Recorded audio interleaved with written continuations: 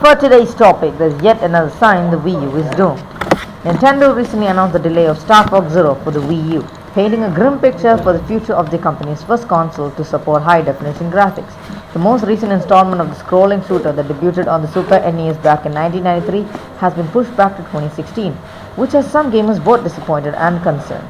With this latest announcement, the Wii U has officially taken on the status of dead man walking, and its suspension date might be approaching much quicker than some had originally expected.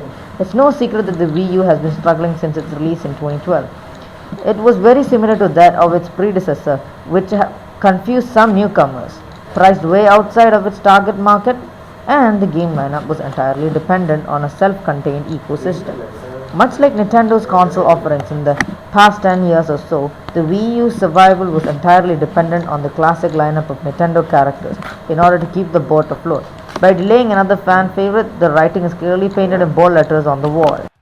The inevitable is apparent. First, they delayed The Legend of Zelda from March of this year to sometime in 2016, and now Star Fox Zero has suffered the same fate.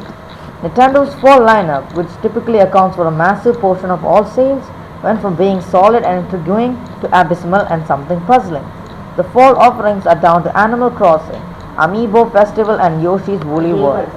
Both look like great titles, and everyone always flocks to Mario's favorite sidekick, but I'm hard pressed to believe that these are going to keep the lights on at Nintendo.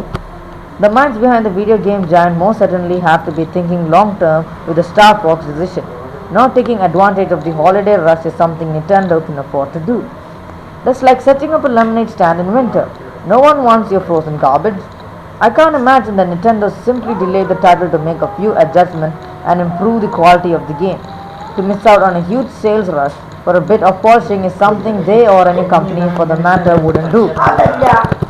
There is a positive side to the inevitable death of Nintendo's latest flop, and that is the fact that the company won't have a choice but to go in a different direction for the next console system.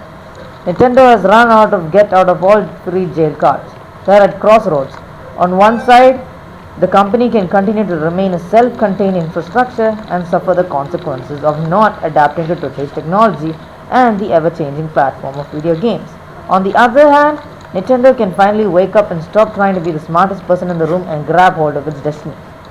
The company can finally take their phenomenal cast of characters, fabulous lineup of games, super freaking fighting game ever made, Smash Brothers, and move in the direction that the entire gaming industry as a whole is going.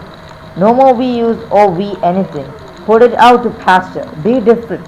Star Fox is delayed and the Wii U is on its way out. Only time will tell if Nintendo finally rebounds.